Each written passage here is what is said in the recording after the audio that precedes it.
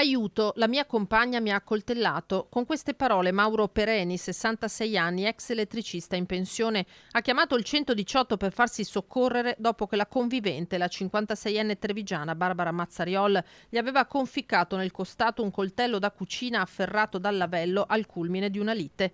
Tardo pomeriggio, via Fratelli Bandiera, Frescada di Preganziol. Pereni, conosciuto con il soprannome di Ciba, non ha però superato la notte. È morto mentre al Cafoncello si tentava un disperato intervento per salvarlo perché il coltello è penetrato fino al cuore danneggiando il pericardio.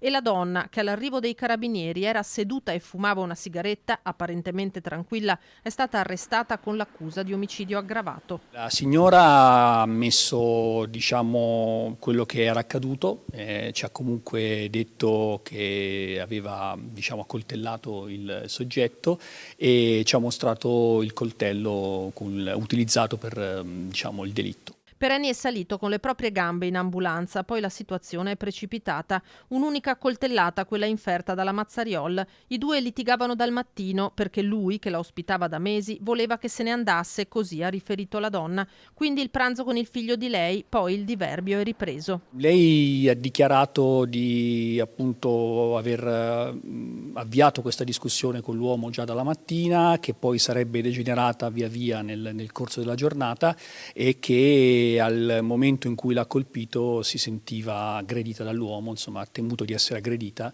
e quindi ha preso il coltello e lo ha colpito. Ma la donna non presentava altri segni di violenza, a parte una ferita alla mano destra che lei stessa si sarebbe provocata colpendo Pereni, né risultano denunce per precedenti violenze. Entrambi, al momento del ferimento, avevano bevuto. Chiaramente non abbiamo da un punto di vista analitico il riscontro, però sì, il contesto poteva essere quello di un abuso di alcol. La 56enne era amica della moglie, morta tempo fa, di Pereni. Era stata sfrattata dall'alloggio Ater che occupava nel quartiere trevigiano di San Paolo. Lui l'aveva presa in casa. C'era stata una relazione, poi i rapporti si erano deteriorati. Mazzariol, a cui è stata assegnata d'ufficio l'avvocata Barbara Guolo, si trova ora rinchiusa nel carcere veneziano della Giudecca e sarà sottoposta nelle prossime ore all'interrogatorio di garanzia.